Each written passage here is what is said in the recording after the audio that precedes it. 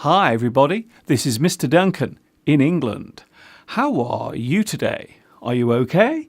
I hope so. Are you happy? I hope so.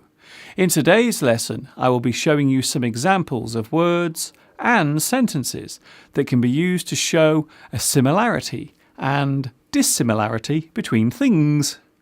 We will be taking a look at how we compare things using certain words and sentences. Things that we see, things that we experience, and the things we do. In this lesson, we will take a look at comparatives.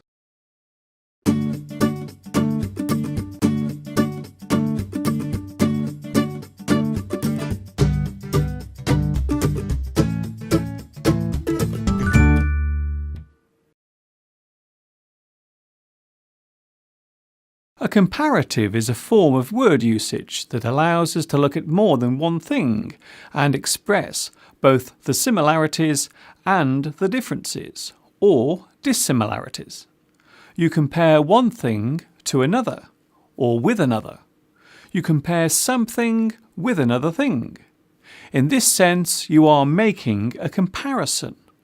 You are comparing one thing to another, or with another. Comparatives can be a single word or a whole sentence. You can compare one thing to another, or many things with each other. The structure of a comparative can vary depending on what is being compared. You can compare the size or colour of similar things, or compare the differences between things that have little or nothing in common. We compare the things so as to work out what the positive and negative things are. The action of making a comparison can allow us to make a decision about something.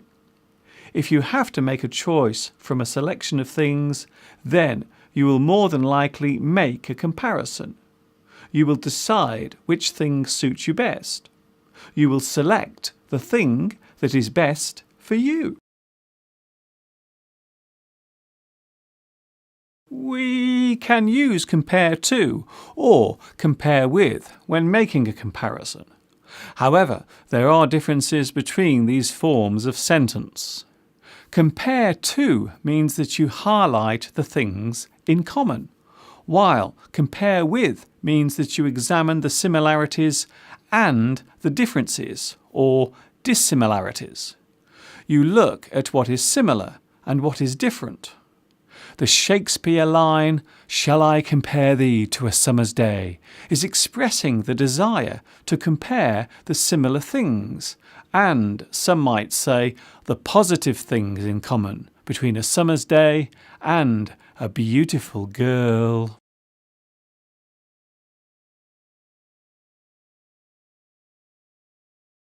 You can compare almost anything. If you want to take a holiday, then you will need to decide where to go, where to stay, what type of accommodation you want, and more importantly, what you can afford. You will compare destinations and locations. You will compare hotel costs. Can you afford a 5-star hotel or just a 2-star one? You will compare the prices of the hotels. Before spending money, we normally make a comparison of some sort. Which television should I buy? The expensive one or the slightly cheaper one? Which car insurance should I purchase? What are the differences between the low-priced ones and the much pricier ones? If you cannot afford the expensive thing, then there is a good chance that you will have to make a compromise. This means that you settle for something slightly less than you originally intended.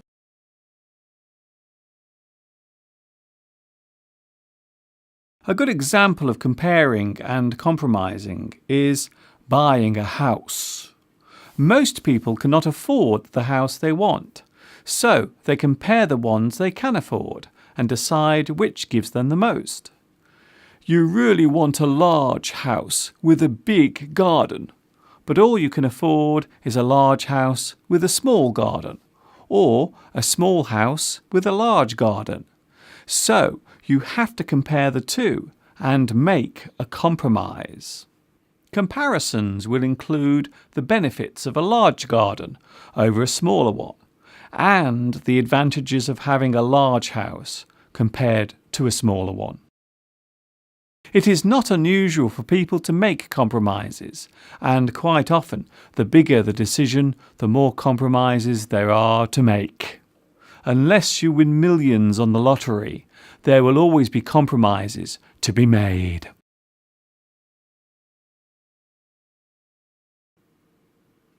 Let's look at some examples of comparatives. Here are two of them.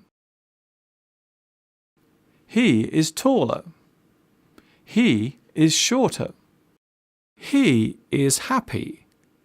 He is happier. He is sad. He is sadder. Here we are comparing size and mood. Comparatives when looking at something or when making an observation. We use than when making a direct comparison between two things or groups. Height, taller, shorter. Weight, heavier, lighter. Length, longer, shorter. Width, wider, narrower. Heat, hotter, colder. Warmer, cooler. Fit, looser, tighter. Light, brighter, darker. Lighter, duller. Emotion, happier, sadder. Price, costlier, cheaper.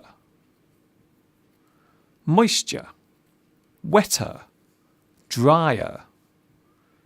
Density, harder, softer. Size, bigger, smaller. Sound, louder, quieter. Depth, deeper, shallower. Activity, busier, quieter. If you notice a change in something, then it is possible to use a comparative to show that this has been observed. You look taller. You seem happier. You look healthier. You look thinner. We can compare how something is now to how it was. You don't seem as happy as you did last week. You seemed happier last week. We can use more or less to show a comparison, and in some cases, much. You seem more happy today. You seemed less happy last week. This coat is much cheaper than that one. We use more or less to show that something has become better or worse. Of course, this depends on whether it is used with a negative word or not. For example, more happy is the same as less sad, and less happy is the same as more sad. It is always easier and more acceptable to use the simpler forms, happier and sadder, or more happy, or more sad, or simply better and worse.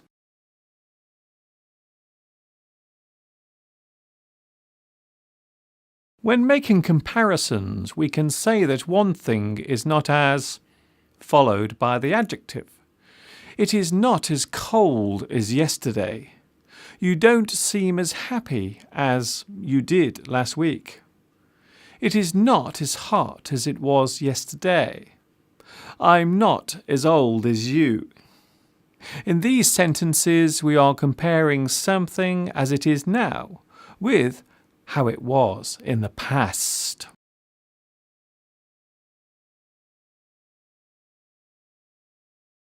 Oh, Mr. Duncan, where did all those years go? Whenever I look at an old photograph of myself, I cannot help but make comparisons.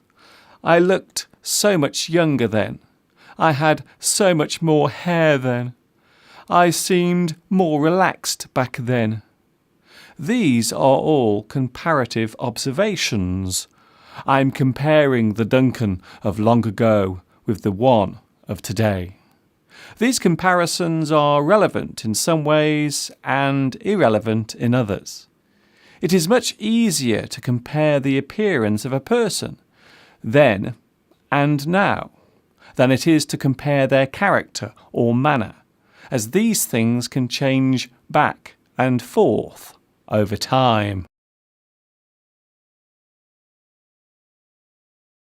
There are some comparatives that do not exist, but are sometimes wrongly used. For example, gooder, betterer, worser, dangerouser. These are not real words. We can use more than and less than to show a comparison of cost, height, weight, length, width, and general appearance. Comparing things allows us to highlight the exact differences between two or more things. If you were judging a singing contest, then you would be comparing the ability of each contestant with the others who were performing. It is hard to judge something without making some sort of comparison. She is a better singer than the previous contestant, but she looks more nervous than last week's winner. We can compare one thing with many other things. As I said earlier, making a comparison normally means that at some point a choice has to be made, be it the winner of a talent show or which brand of washing powder to use.